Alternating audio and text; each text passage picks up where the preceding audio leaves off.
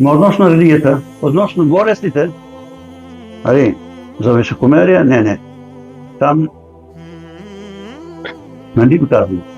Не само, че боледуват някои хора, но и се гордеят с това нещо, аз видя. Гордеят. Как с други неща, как с това. Човек, който Мехмед отишъл и спил 10 ръки в някоя заведение. Това пали се спънта, че еди колко се е изпил или еди какво се е направил нещеска или не знам, какво не знам. Така и с тази болест.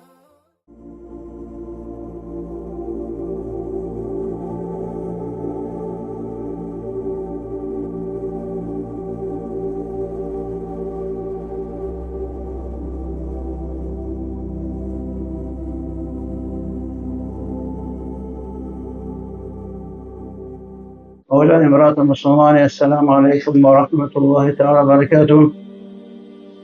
Първо нека да благодарим на Аллах субхана та'ала за това, че ни отреди да доживеем този сезон, в който почти навсякъде в района, веднъж в седмицата, се организират такива срещи, т.е. такива лекции, в които да си припомним неща, които Аллах субхана та'ала изисква в Корана Керим или Мухаммед саллаллаху алейхи ва салям в неговия сунет, в неговия живот. И нещо, за което искам днес да говорим, това е тема, която е болезнена, неприятна, но за голямо съжаление това е нещото, чрез което е извършено първото прегрешение спрямо Аллах субхана та'ала от страна на Иблис. Ето вижте,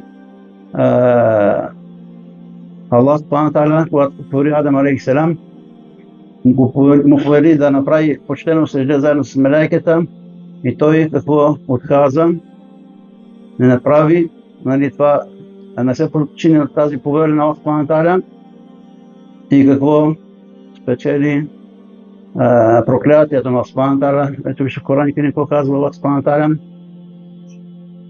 относно Иблис, че Аллах му поволи какво да направи сежде, той еба вастекбар ва кана минал кафирин.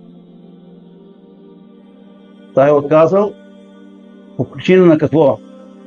Високомерие, арогантност, надменност, че какво? Че той си мисли, според неговите съждения, че Аллах го е сътворил от какво? От огън и той е по-превъзходен от Адам алейхи селам, друго творение на Аллах субхана та'ала. Но учените казват така. Това е негово съждение, но казват, че Адам е по-превъзходен от него. Защо? Защото Аллах го сътворил от кал, а знаем, че това кал взема от повърхността на земното кълбо и когато Аллах изпрати вода върху това нещо, какво се получава? Тази земя апажда. Тоест, прехраната на Адам алейхи селам излиза от какво? От материала, в който Аллах е сътворил Адам алейхи селам. Но казва огъня, където да мине, опустошава всичко, и ние сме свидетели, че това е истина. И за това, че какво? Че е голямо прегрешение и човек, който го прави с умисъл, това е признак на неверие. Защото Аллах субхана какво казва за Иблис? Еба вастекбара ва кана минал кафирин. Значи, възгордял се, не се е подчинил на Аллах субхана та'ала, значи той отхвърля решението не на кой ден, а неговия създател Аллах субхана та'ала. И фактически Лукман алейхи селам е човек, мъдър човек, но не е пейгамбер. Дори има цяла сура назована на него, сура Лукман, и той какво с какво се обръща към неговия син. казва така: Бисмиллахи рахмани рахим, вала тусайр хаддака, казва ясненко, и не дей какво? Когато говориш хората, да им обръщаш лице. Той вече говори с тях, а се обърна наляво и надясно, а когато се говори с човек, трябва да гледаш в лицето.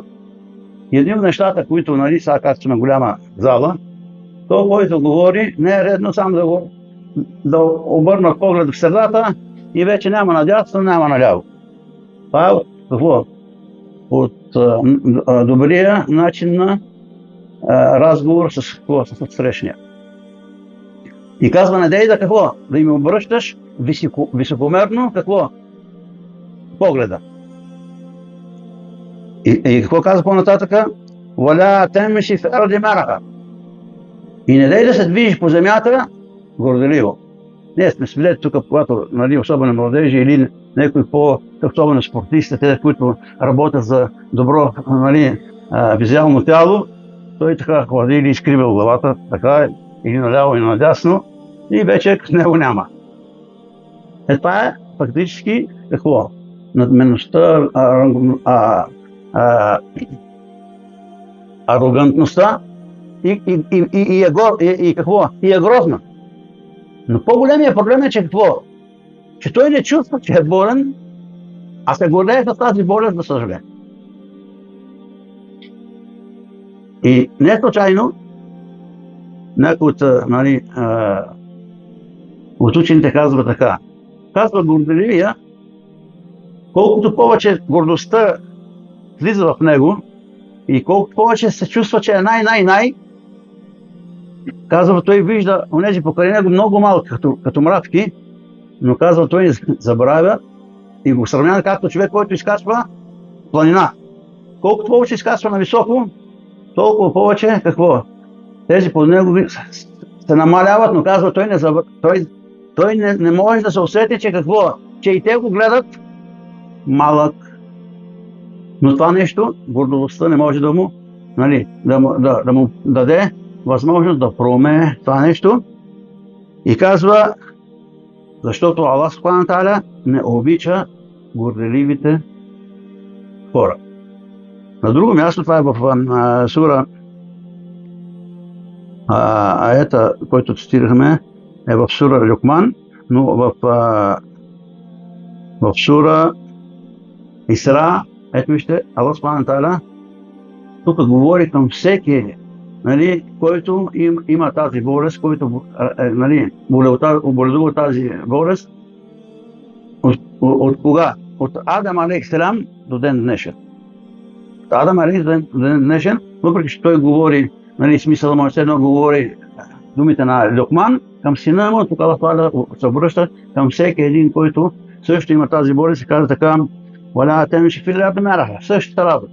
И не дей да движиш по земята горделиво, високомерно, арогантно, защото казва: иннека лен тахрика ал-арда ва лен таблуга ал-джибала туля. Казва, защото с това твое грозно поведение, казва, нито можеш да пробиеш земята, нито може какво? Да се скачиш на най-високото място или най-високия връх в планината. И какво казва Пейгамбер саллаллаху? Не дей да пренебрегвате добро, колкото и да е малко, колкото и да е минимално. Защото казва, и най-малко, което Аллах Тааля ни дава, т.е. Пейгамбер ни дава пример, казва, дори когато говориш с твоя брат, с срещния, то говори и му дай усмивка. Братска, привезлива усмивка, това е, казва Пейгамбер саллаллаху в друг хадис, че най-високото, най-ценното от имана е ешхаду ан ла илаха илlallah ва ешхаду анна Мухаммадан расулух, а най-лекото за изпълнение, нали, е човек да отстрани нещо от пътя, което да пречи, но казва, дори човек и това, нали, не може да направи или няма какво пари или нещо материално да даде садака, казва, дори садака е и какво? Усмивката в лицето на твоя брат мусулманин. Люкман алейхиссалам какво? Говори, предупреждава за сина, защото той знае какво се случило още с какво? Още с сътворяването на Адем алейхиссалам, че Иблис какво е казал да се почини на това. Но, за съжаление, това е от страна, от едно творение към друго творение. Но нека да се върнем към нас хората, да видим какво става при нас. От едно и също, сътворени сме от едно и също нещо, а какво се получава? Едни на други сме надменни, нали, с по-различен начин, с различни неща, които Аллах Таала ни е отредил да ги притежава. Та, казва учените, че човек проявява високомерие спрямо Аллах Субхана ва Таала. Аллах да пази. Значи, дяволът проявил високомерие спрямо Аллах Субхана ва Таала, когато го поведава, но за друго творение. Но тук Аллах Субхана ва Таала говори човек към човек. И ако се върнем още по времето на фараона, ето той какво казва? На какво? На неговия народ, когато ги призваваше Муса алейхиссалам, какво казва Аллах Субхана ва Таала относно фараона? Казва бисмиллахир рахманир рахим: фақала ана раббукумул а'ла. Значи високомерно застава пред хората, казва: аз съм вашия най-висок, най-възвишен господар язабилlah.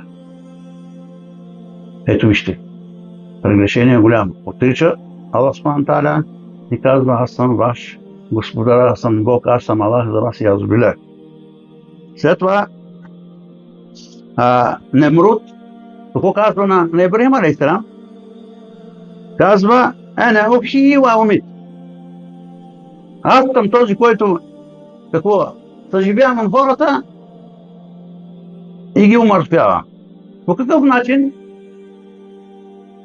Кажат да му докарат един човек, убие го, казва: ето аз го убих, значи умъртвява. Докарам друг човек, не иска да го убие, казва: го съживи. Не, това не е съживяване и умъртвяване.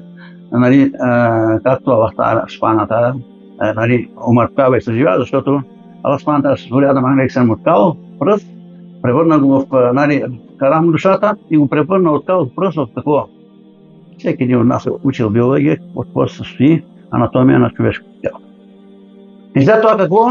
Живее, твори или плюсови и минуси, или позитиви и негативи, и след това умира, погребва го и става на какво? Пак на пръст. И има един пример, съм го чел, един ученик се пита Оджата, вика: бе, Оджа, как Аллах ще наказва шейтан на огън, пак го сътворил с огън? Добре, ма, който е мъдър, мъдър. А какво значи човек да е мъдър? Мъдрост или мъдър човек, онзи, който какво? На базата, има способността, на базата на това, което знае, чел, знания, практика, т.е. достигнали на някакво познание на базата на изследвания. И след това на всички тези, на базата на тези знания, решава и прави изводи, които да са точни, полезни. Тоест, решения, които наистина на базата на знания и на какво? На опит. А не на какво? На ядене, пиене, на спане и така нататък. Да. Фактически, казва: виждате ли оная стомна, дай ми тя глина, такива, на едно време възрастните са използвали глинени стомни. И аз съм бил такава стомна и наливах глинени съдове. Взима стомната, удря го в главата и он го заболява и извиква, че почувствал болка. Вика: Адам сътвори Аллах сътвори Адам алейхиссалам от глина от кал, нали? Стомна от глина и кал. Аз те ударих, творение се от глина и кал, чувстват ли болка? Ми чувствам. Ето, виж как, ще чувства и какво. И шейтана, болката, когато не го наказва, какво? Аллах Субхана ва Таала в джахеннам. Фактически,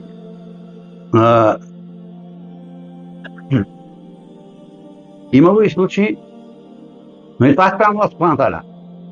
В Коран Керим Аллах Субхана ва Таала на 30 аета ни споменава истории на предишните народи, как по какъв начин не са се подчинили на предпраците, които изпращат от тях, не са тръгнали по пътя на техните призиви, само единствено заради какво? Заради високомерие. Защо? Защото ние сме свидетели, че Аллах Субхана ва Та'аля изпращаше пратеници от съответни народи, не са от какво? От най-висшите слоеве на народа. За да може Аллах Субхана ва Та'аля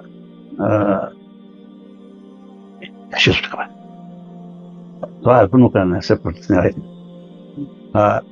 За да може, както избра Мухамед саллаллаху алейхи ва саллям, неук, не може да чете да пише, бедно, сирак, за да може какво? След това арабите, тези, които са били на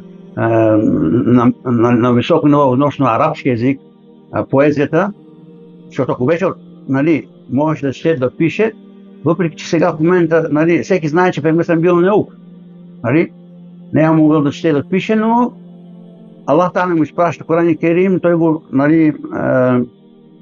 предава на сахабите те до ден днешен. И въпреки всички казват, той Коран автор е Мухамед саллаллаху алейхи ва саллям. Има такива неща, даже на време в 7-ми клас учихме, имаше един урок в историята по нещо по религия, там пише, че автор на Коран е Мухамед саллаллаху алейхи ва саллям, което е пълна измишльотина. Не може един човек, който не може да чете и да пише, че Пейгамбер саллаллаху алейхи ва саллям е събирал от Теврата и Инджиля и написал какво Коран Керим, което е пълна измишльотина. И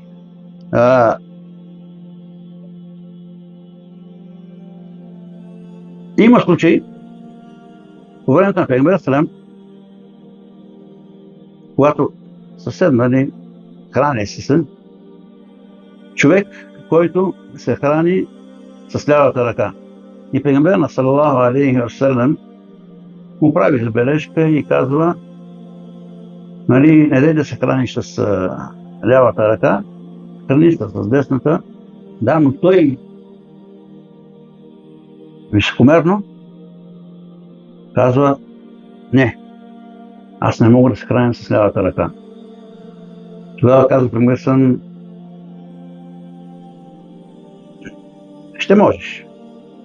Обратно, не че ще може да свикне, но в това положение Аллах Субхана ва Та'аля го наказва и повече лявата ръка не е могъл до края на живота си да я мърда и да му върши някаква работа.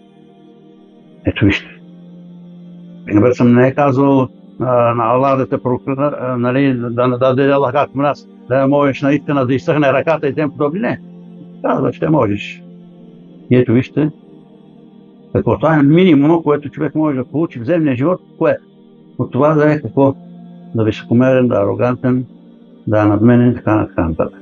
А за отвърнато, ако човек отиде от този свят без покаяние, мястото му в джехенема, Аллах да пази. Фактически, високомерие едни срещу други между нас, примери колкото искаш. Но примери колкото искаш. Особено в този материален свят. Почваме от най-малко.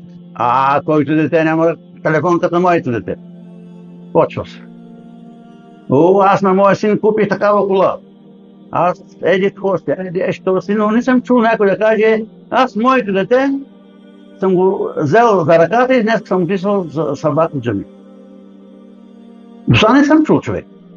Ама иначе, телефони, всяка година излиза нови модели, 2000-3000 лева, джаба. След това отива детето в училище и казва, кой си ти, бой ще, И какво? Ето как по този начин започваме да възпитаваме, за голямо съжаление, децата ни още от малки на кое? На надменност, на арогантност, на високомерие. И започва оттам насетне завист, омраза и какво не.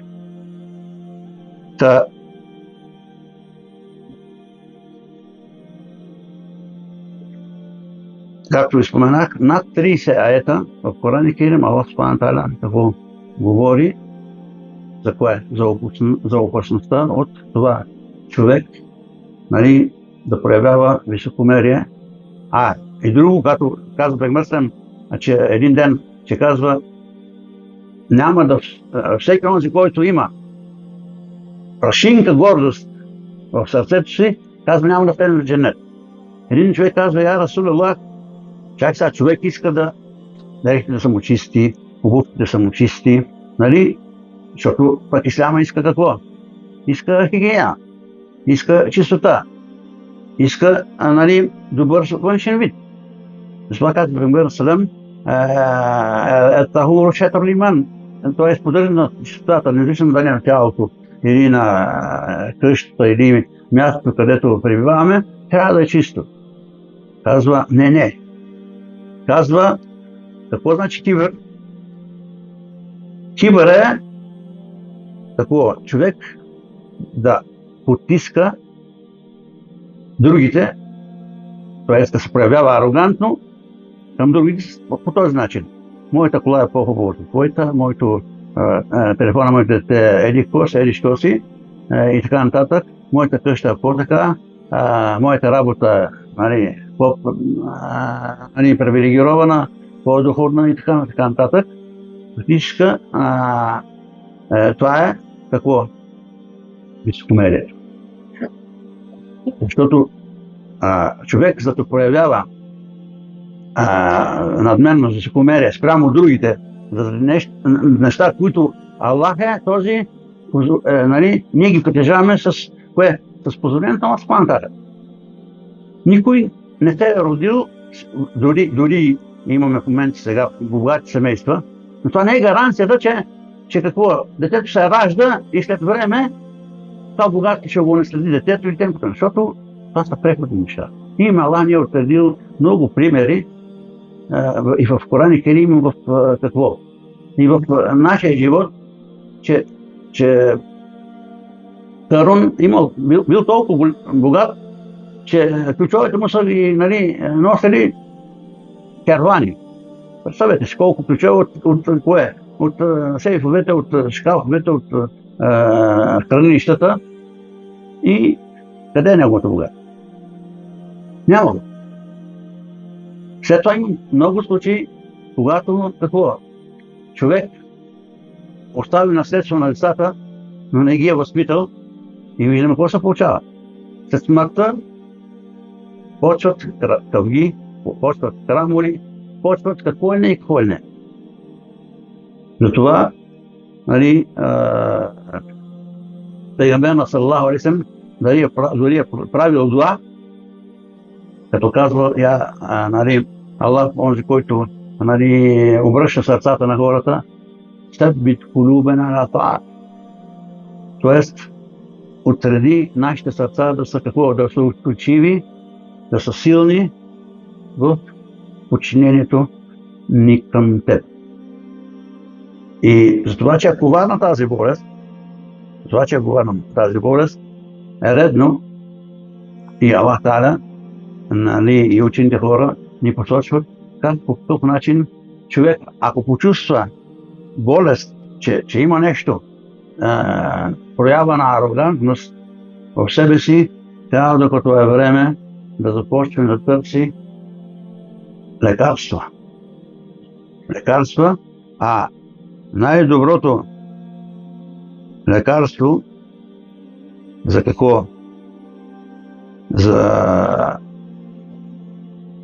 За лекуване, това е връщане към Аллах Субхану Тааля, т.е. човек трябва да си направи ревизия в неговия иман, в неговото убеждение, в неговата вяра. А къде може човек да си направи ревизия на неговото убеждение, неговата вяра? Това е четенето на Коран Керим с разбиране. Четене на Коран Керим с разбиране. В днешно време не може да се оплачеме, колкото, нали, да отскъдна литературата. Имаме и Корана на арабски, имаме Корана на превода, имаме и тефсирите вече в куването, но за голямо съжаление е, че ние не четем. Значи, тези телефони, които са един голям ниямет от една страна, от друга страна са една голяма опасност. Ние за глупости, за какви не други неща ги използваме, но не е какво да прочетем някаква статия относно във връзка с исляма и така нататък.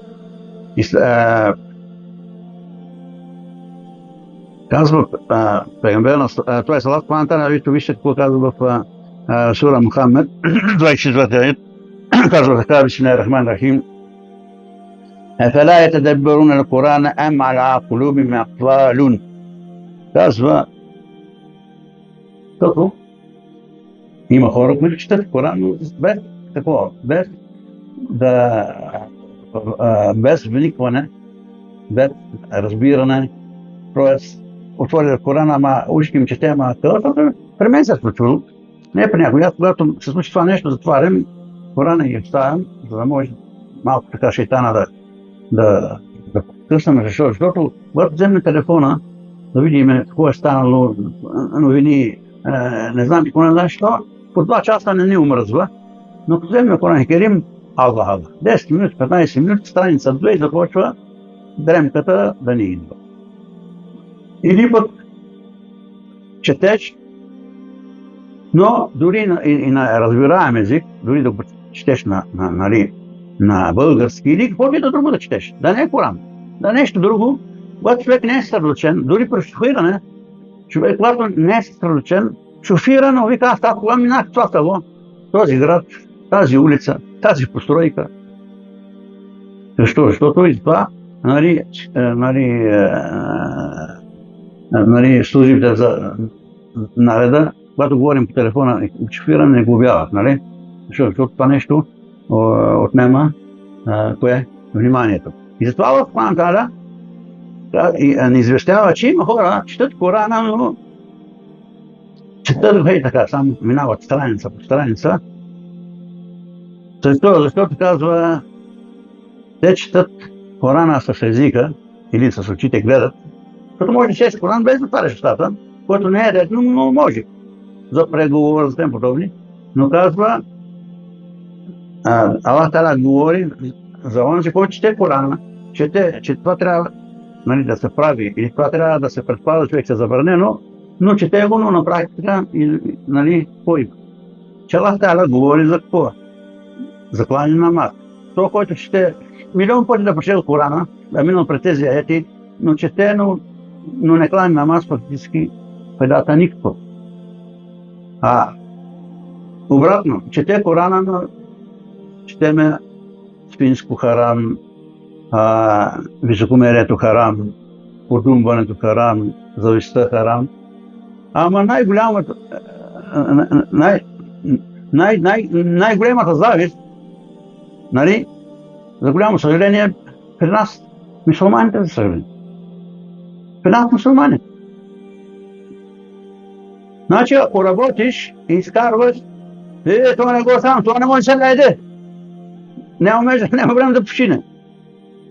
Ако не работи, живее добре, то некъде му дават, некъде под масата, корупции, какво ли не. Ето вижте какво сме.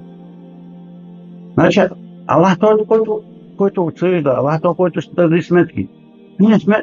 Аз не съм, купиш човек кола, къде иска тия пари да купи такава кола? То къде тия пари построи такава къща, купил апартамент и така нататък.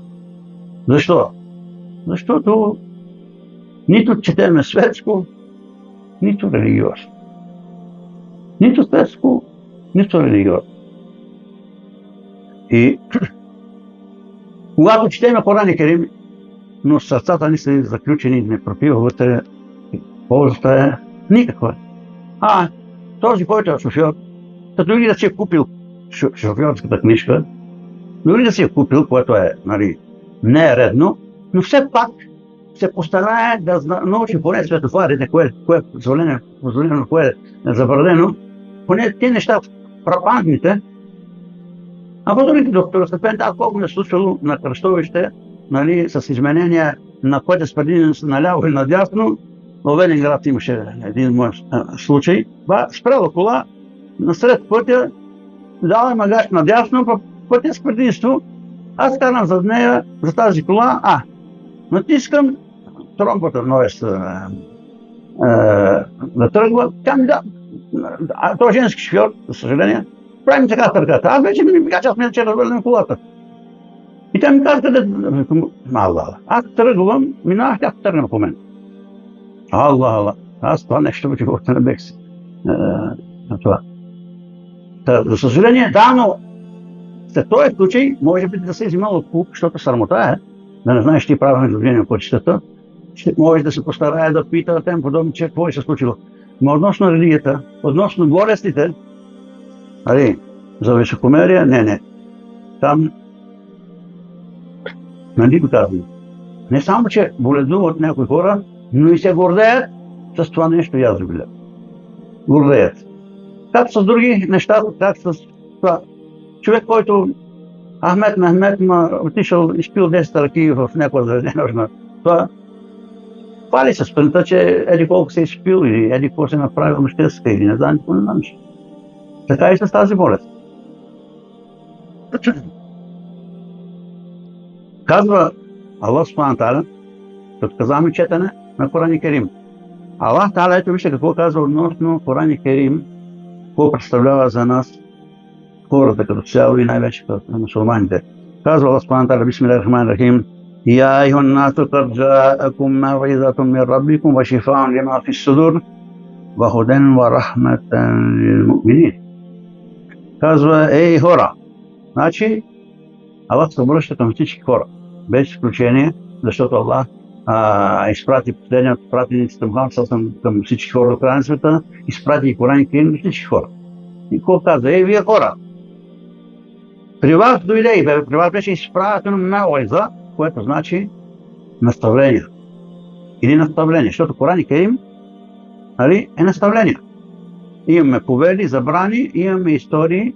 Аллах извещава какво се е случило на онези народи, които са подчинили първо на повелите на Субхану Тааля, и след това, след като започва лека по лека да отпадват нещата относно религията, относно следването на пратениците и на това, което са в книгите, вече високомерно, не са нужни от нищо. Какво се получава? Аллах ми изпраща наказания, наводнения, камъни от небесата и така нататък. И е останало какво от тези народи? Само остани.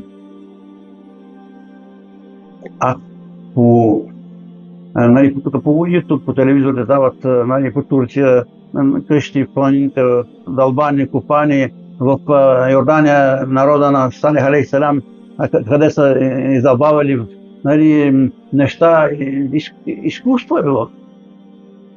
Тогава не е имало нито глета, нито такива съвременни машини, дискове, диаманти да режат, да правят. Като го погледнеш, не можеш да повярваш, това го е правил човешка ръка. Пирамидите в Египет същата работа. Ама първо са били придържани към Аллах Субхану Тааля, към повелите, към забраните са възпирали и какво Аллах ми е дал съвтеж, просперитет. И се нарушават тези неща, идва погрома, има обратното и казва, Аллах Субхану по-нататък, на път си от вашия Господар. Вашифаун лима фи судур. Аллах Субхану Тааля изпрати Коран Керим за какво? За лек. Това, което говори лима фи судур, което се има изпредвид сърцата. Защото в сърцето е мястото на имана. Имаме иман, всички негативи ги няма. Нямаме иман, всички негативи са вътре. Това вика пейгамбер в едно сърце не може да съжителстват завистта и имана. Значи, завистта и имана не може да се съжителстват в едно сърце. Аджеба, ви казах, най-големия завист има между мусулманите и понякога, за голямо съжаление, между доста ходжи.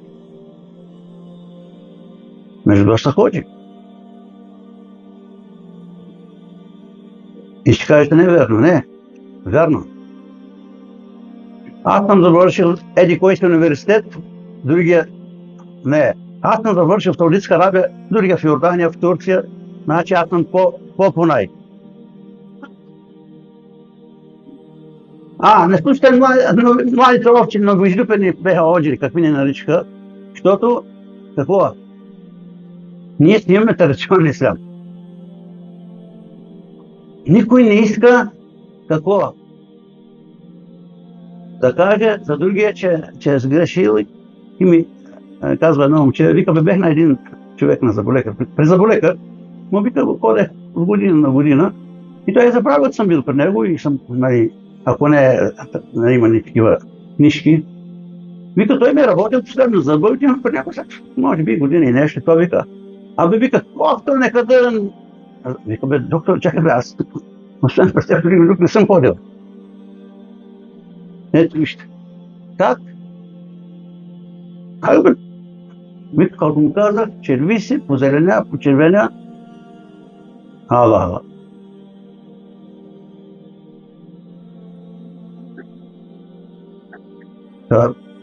Ето вижте, ако искаме наистина да се излекуваме, не само тая болест, защото относно болестите на сърцето са, в Коран и Керим споменават над 40. Над 40 болести, и то коварни. Но най-коварни са тези, които какво? Изкарват човека от исляма и го вкарват в неверие. Ето, човек иска да си купи нови дрехи, да се облече на представление за Байрам или било и така нататък. Да, но има хора, наистина. Какво? Купи дрехата и вече седа е там далече, те някой да му отцапа и да му смачка или не знам що. Или както и споменах, облекал се, надул се като кател на болничка с движение. За израза и вече с него не се говори. Младежи хора, до вчера нямаше да си купи цял хляб. Сега отишъл вънка за 4 месеца, 5 месеца изкарала 2000 евро. Вече няма здраве, не мъртва, ти го поздравяш, той те гледа седно, виква тебе, кой те познава. Един от колегите вика, идам на Света Петка.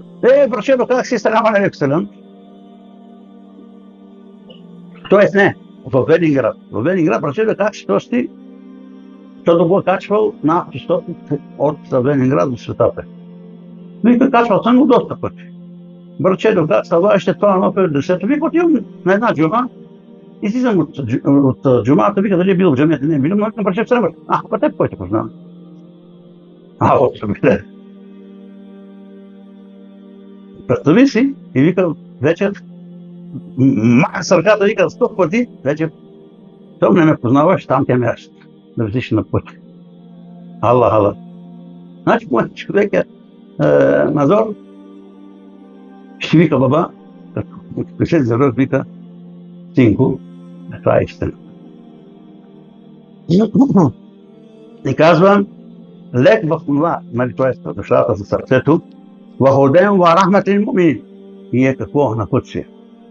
Значи, човек, четейки Коран и Керим, ще намери истинската посока, т.е. напътствието на Осман Таля, който напътствие ще го откара, нали, ще го кара по щастливия, нали, път, или по пътя, който ще живее щастливо в земния живот, и ще го откара на щастливото място в Дунито, в Дженнето. Защото за това, че напътствието е основното нещо и се дава там единствено на Осман Таля, а не го поверил на никой от хората, нито на пейгамбер, нито на това, сме задължени, Аллах ни е задължил, четейки Сура Фатиха на всеки един рекат, какво да казваме? Ихдина сирата ал-мустақим, ихдина сирата ал-мустақим. Я Аллах напътствай ни по правия път. Не в единствено число, а множествено число. Защото мюсюлман трябва да бъде егоист. Ето пейгамбер на страна, когато неговия миджо на предсмъртно легло е правил какво ли не за него, от какви неща с позволение на не го е спасил. И отива при него, вика, Миджо, кажи, ля илях Мохамед Расул, да те защитавам днешния ден пред Аллах Субхана Та'аля. Другите от корейшите, такива, надути, високомерни, как ще кажеш, ля илях Мохамед Расул, как ще ни завериш на божествата на твоите бащи, деди, родители, така нататък. Пегамбер съм пак, Миджо, кажи, ще да не Расул да те защитавам. Не. И умира. И в този момент Аллах праща айде към пегамбер, като казва, Бисмиллахир-рахманир-рахим, иннека лен техди мен ахбебте, валякин Аллах яхди мен яша. Я, Мухамед, ти не си този, който напътства хората, а Аллах е този, който го напътства. И наистина така. Значи, докато имам някаква полза или някой има полза, мачала, Аллах да говорим. Едно добро ме свърши, вече не те познава, най-големия враг си за него. До вчера, ако си е плащал с такса за джамията, вече за неожите и такса на джамията не плаща. Ето, това са факти.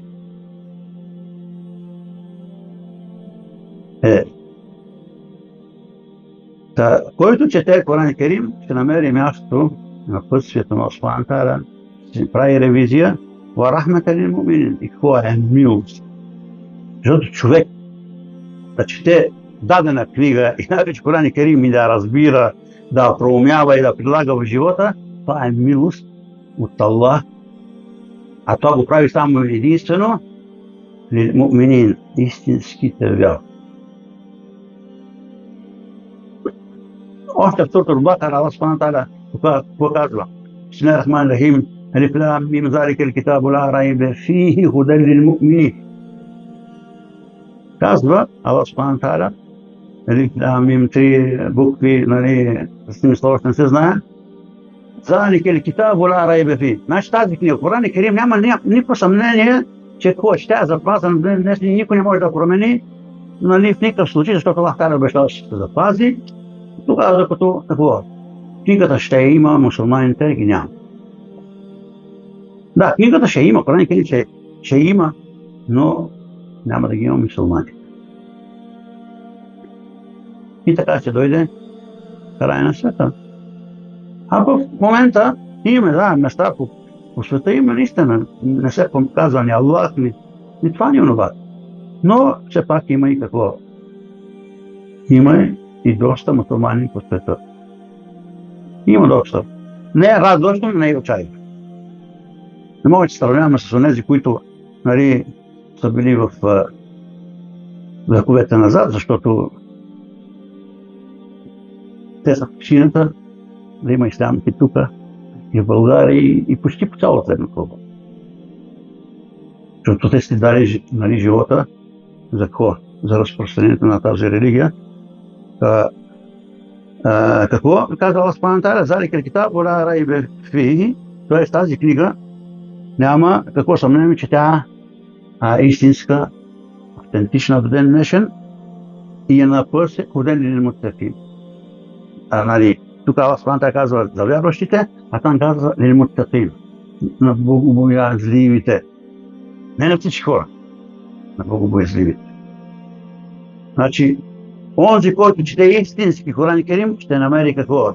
И лек за сърцето си, ще намери какво? И напътствие, ще намери и милостта на Субхана, ще проумее, ще разбира и ще прилага в собствения живот.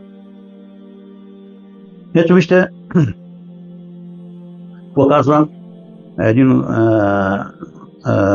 от ислямските учени, казва така. Лека или лекарството, защото лекарството много има, лека е само единствено от Аллах Субхана Та'аля. Сега може да четем Коран Керим, може да не изпита и да не намериме да се излекува. Не може да се излекуваме. Защо? Както лекарството, всяко едно лекарство на едни помага, на други не помага, защото Аллах ще ни изпитва до последния ден. Така и четем на Коран Керим. Не е 100%. Аллах Та'аля може да даде лек на някой веднага, някой може след време, някой може изобщо да му даде, а ще го остави какво? Като изпитание тук, да му пробва и ако издържи, наградата ще върне. Т.е. за търпението, защото има случаи по времето на пейгамбер съм една жена, която епилепсия получавала и какво. И отива при мен казва, я Расулаллах, например, дуа, за да може, казва, да припадам, щурувам, защото има такива, като изпадне в, нали, ние му викаме препадък, и почва да щурва. Има някои куртуват, някой седна умрел, па има някои щуруват. Нали, не се знае какво прави, може да се хвърли някъде, може да удари някой и така нататък. Аз съм свидетел на такива случаи, но той казва сега, искаш ли дженет?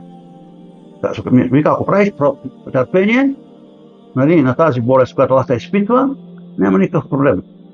Искаш какво? Дуа ще направя, аз ще излекува, но нали, това нали, тази болест или по принцип изпитанието с трудности е какво? Като лекарство, нали, като лекарство за болни, казват. Изпитанието за... Allah изпитва онези от неговите раби, които най-много обича. Дали е с болест, дали е с каквото и да било, нали, ние сме свидетели, че най-изпитаните от хората са кое пейгамбери. Това е значи при най-големите грехи, както някои викат при нас. То е кой знае какъв гюнах, грех на прилата, Аллах го наказа с това. Това не е наказание, това е изпитание. Но, за съжаление, така разбираме нещата. И казва така, лекарствата са 5 за сърцето. Кираат ал-Коран бит-тадаббур. Вахала ал-бат. Казва, лекарствата са 5. Това е четенето на Коран и Керим с разбиране. Това е с четене с въвникване на нещата, с разбиране. Другото нещо казва, човек трябва да старае да не преяжда. Той да се храни нормално, но не да преяжда. Вика пример следам, човек, когато се храни, мусулманина, нали, трябва да остави 1/3 за храна, 1/3 за вода, 1/3 за кое? Място, където като диша, да има къде да се разширява белите дробе. Но, за съжаление, всички тук сме за кое? За дишането не мислиме. За дишането не мислим. И такова. И обикновени хора, и бедни, и богати, тук всичките сме в кюпа. За съжаление. Ала. Казва, нали, това е. Вакиамулей. Това е човек да стане последната петина и да прави какво? Нафиле намаз. Да кланя намаз, да прави дуа. Ватадарва инда сахар. Когато стане на суфур, нали, да заговява, т.е. да се храни до последната минута и да прави дуа към Аллах субхана ва та'ала. И казва, уамаджалису салихин. И човек трябва да дружи с кое? С добрите хора, с учените хора. Това е. Казва пейгамбер сам, ал-мар'у аля дини халилиhi фалянзур мен юхалил. Казва, човек приема поведението на онзи, с когото дружи. Но ако приемаше добрите качества, лесно. Но, за съжаление, практика не е показала, че винаги лошото, т.е. е нагло. Лошото е нагло. Аз ми се случва много, нали, сега за хубаво и за лошо. При нас нямаме кафе чисто да алкохол, но влизам кафето сутринта да пия, едните ме преква, този на тези срам, тук да стъпа, па и салям даваш. Я ще ни през вратата, не ми дава тъл, какво да правя. Така иначе 5-10. Та седна и така има случай, че английски пие бира човек, ама сега има други седнали, не мога да се правя на голямата работа. Ще седна при него белким да направя нещо да такова. Нали, я да нещо да се застрами, я да спре или еди какво се... Не. 2-3 пъти като веда вече избягва. Друг случай. В Рамазана продавам аз картофи, търговец е помак, оттам от Смолянския район, му вика, ти си сега говееш, уморил се, викам, слушай, аз не ми пречи да си пиеш едно кафе и това, но има там от съседното село един, нали, черпих един и тези бедро, не си го изпи, няма ни срама, няма ни въпъл, няма ни стън, живот. Он не се криеше, че е помацка жилка, но после вече макала, иншалла, и пак вика, Муса, ти сега в Рамазана, изморил си се, не искам да пия пред тебе. Викам, човек, Аз жеста, който го направи, ми е достатъчен. Това не слуша и като говедо. От тук влиза, там излиза. Да, такова говедо е. Що? Защото имало християни са. Християни викам му сега, щом като говееш, няма да пие кафе. Ама Мехмед, Алишка, Мамишка, нищо не му прави. И като умре, той хубав беше, машала беше, за там си беше. За съжаление, това сме мусулмани. Значи, когато тук някой, нали, дава те крило, че що взе кланема, няма да го погребаш, но когато от потеклото минало, може и да мирише на бъчва, трябва да го погребем така, както трябва.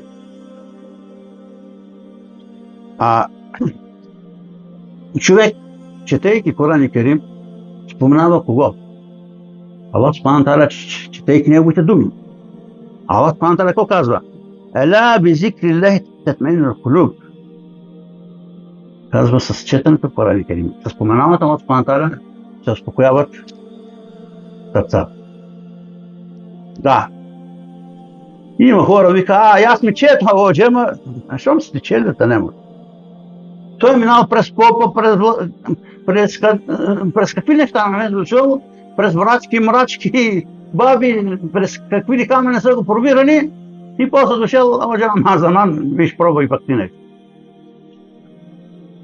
Алла.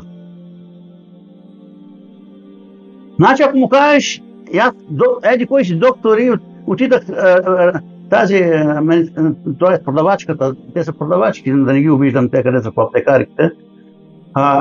Физически, носи хапчета, ако ми е списала, аман за мен ще вземе специално, когато след да ги вземе в града, ако няма на село. И вече силно убеден, че какво от тези лекарства, щом се помогна на един и на другия помага. Кой помага, бе? Ама че за Корана, той няма нищо в него от Корана. Той няма нищо. И онзи, който чете Корана и го чувства това нещо, нека да се радва, да благодаря на Аллах Субхану Тааля.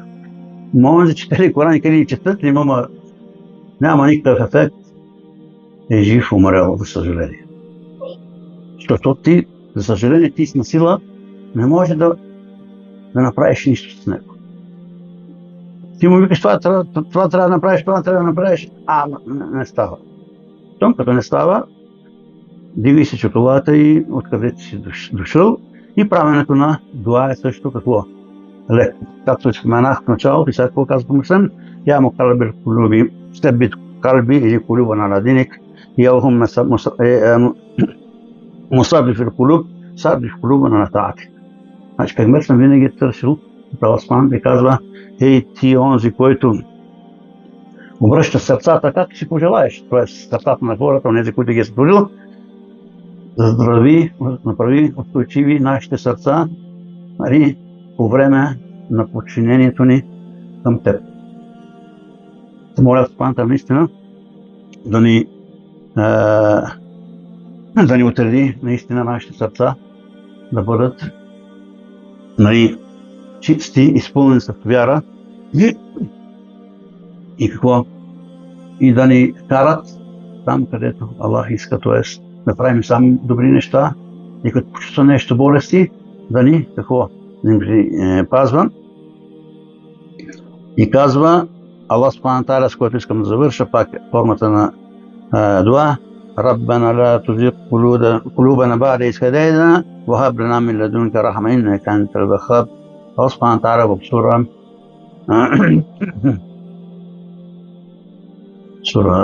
Ал-Бакара, Али Имран, казва така, напътствани, като казва така, четейки, обръщайки се към Аллах, казваме Раббана ла тузигh qulubana ba'da idh hadaytana. Я наш Аллах, не дей за какво? Да отклоняваш нашите сърца, след като си напътил веднъж. Защото Аллах Субхану Тааля не оставя човек заблуда, защото той знае какво му е в сърцето. И след като види, че има съвсем малка частичка от имана, това нещо го разпалва и затова вика Аллах Субхану в хадис казва: моя раб, ако върви към мен с една педя, аз вървя с един лакът. Ако върви, нали, ходешком, аз бегешком. Съвет си. Значи, знаеме, че Аллах не е програмирал, че трябва да вярваме. След това не е повелил още появата на този свят, близките, когато се роди, какво да му правим? Да му четем на дясното езан, на лявото икамет. И тогава какво да му сложим името, да му направим това. След това, което е расло родено в мусулманско семейство, какво? Редно, би било редно и е най-хубавото да продължи в същата посока. Но за съжаление виждаме, че вече много от хората ги е срам да кажат, че са мусулмани. Много от жените вече ги е срам да се обличат по мусулманска начин. Това показва какво? Това показва, че слаба вярата и липса на такава. Няма за какво да се заблуждаваме. Хайде, да кажем, на работното място, нали, ще те уволнат, което не е оправдание. Айде в дома, кой те спира? Спирате какво? Слабата вяра или шейтана, на съжаление. وَهَبْ لَنَا مِن لَدُنْكَ رَحْمَةً إِنَّكَ أَنْتَ الْوَهَّابُ. И ни какво? Дари твоята милост, защото ти си този, който я дарява. Не искам повече да удължавам, но ще спреме с думите на Аллах Субхану Тааля, т.е. на Пейгамбер салем, защото ние живееме точно в тези времена и те са много опасни. Но за съжаление, изобщо не им обръщаме внимание.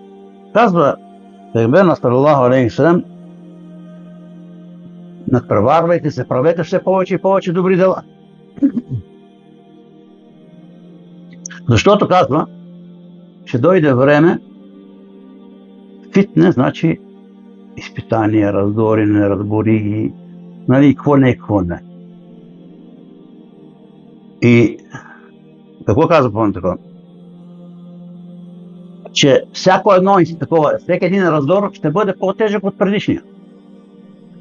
Така както казва, с настъпването на нощта виждаме мрака да става все по-тъмно и накрая нищо не се вижда. И какво казва? Хората от вярващи ще стават неверници. За щяло и нещяло. Значи, от вярващи стават неверници. А и обратно, казва, има от хората, които е неверник, па ще стане вярващ. Нещо време има. Съдиме по делата, а не по това, което е в сърцата. И тук имате един пример, аз съм гледал колко истина, колко не, вие ще кажете. Някакво момиче тук приело исляма, от кое беше оттолно, кое се вълпсъл ли беше, какво беше. Нещо от дрено беше. Аджеба, това е пример. Каква е била? Сега каква е? Нашите момичета? Къде са? Подиграват се наши мусулманки в кавички, се подиграват.